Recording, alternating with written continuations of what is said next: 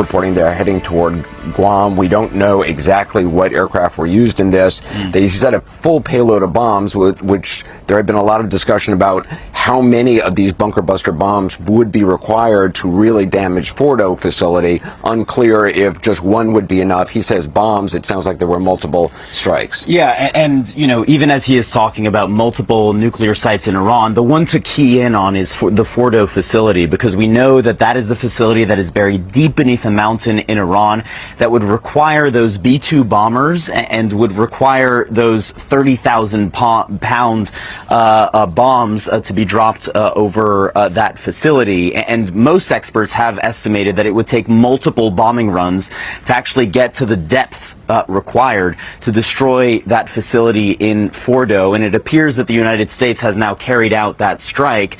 The question, as you said, how many runs did it take? Were they able to destroy it completely? You know, we don't know that yet. We don't have that battle damage assessment that they need to We should also point out the Natanz facility, according to the IAEA and others, that was damaged by Israeli authorities. That was damaged early on in Israel's actions against Iran. The exact level of damage was not clear. There were some initial reports that perhaps the damage was worse than it actually was. The electrical supply to the centrifuges at the Natanz facility were cut. That electrical supply was cut.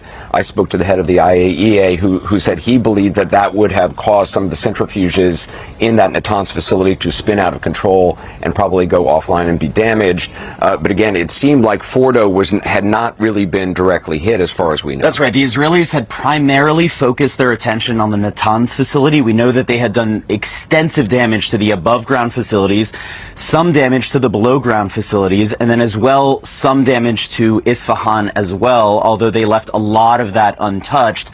Some of that, according to experts who I've spoken to, may stem from the risk of radiation that could stem from, you know, if you hit that facility very hard.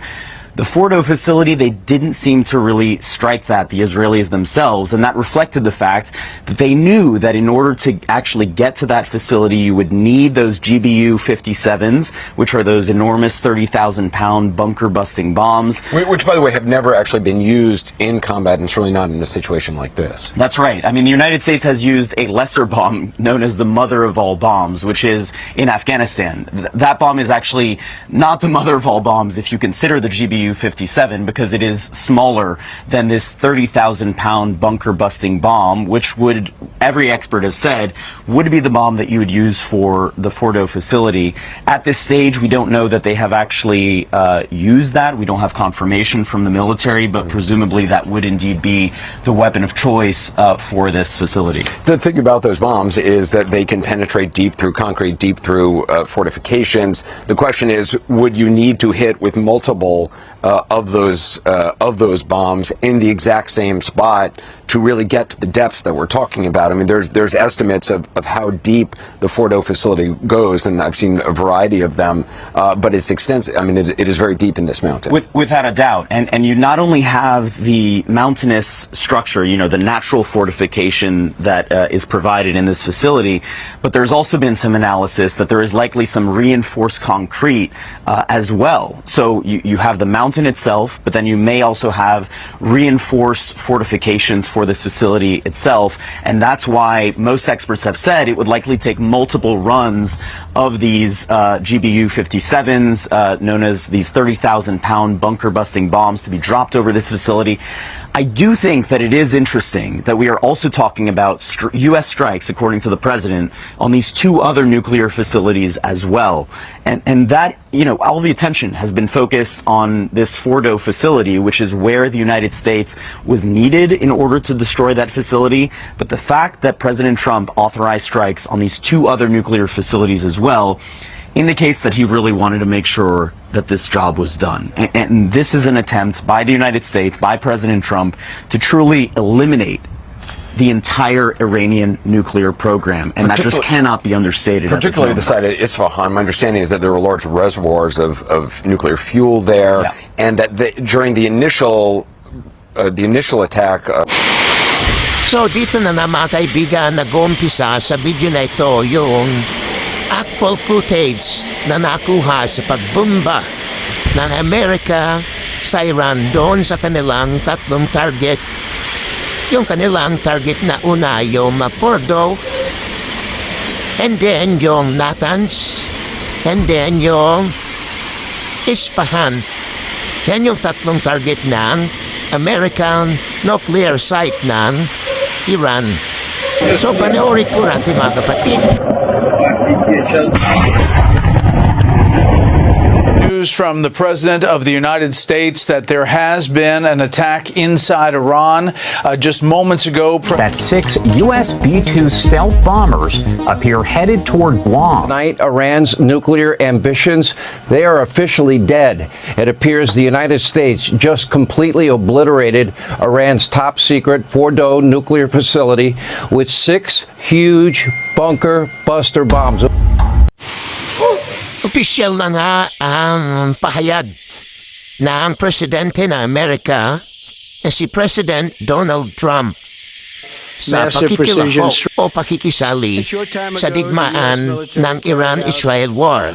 Kaya mga kaibigan, hindi natin alam kung ano ang pahinatnan ng digmaan na to. Magbubunga ba ng mabuti yung pakikisali ng Amerika sa digmaan ng Iran at Israel war, o ito ba ay makakabuti?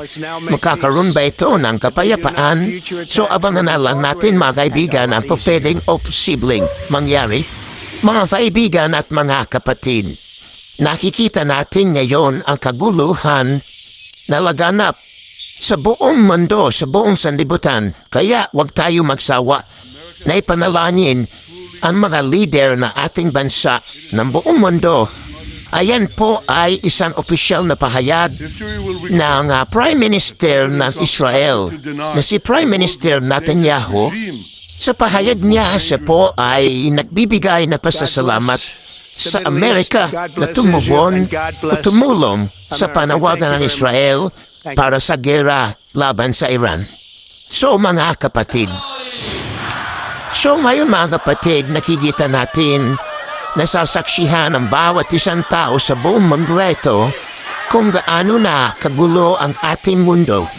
Tama ang sinabi ng ating Panginoong Jesus sa aklat ng Mateo, chapter 24, verse 7. Ang sabi na doon, maglalaban-laban ang mga bansa, laban sa bansa, ang mga kaharian laban sa kaharian, at lilindol sa iba't ibang lugar. So mga kapatid, ito na ang time, ito na ang panahon, tamang panahon para kilalanin at tanggapin si Jesucristo bilang Panginoon at tagapagligtas ng ating buhay. Mga kapatid, huwag na tayong mag-abala pa o mag-aksaya pa ng oras. Tayo ay nasa mga huling araw na. Maraming salamat po sa inyong lahat.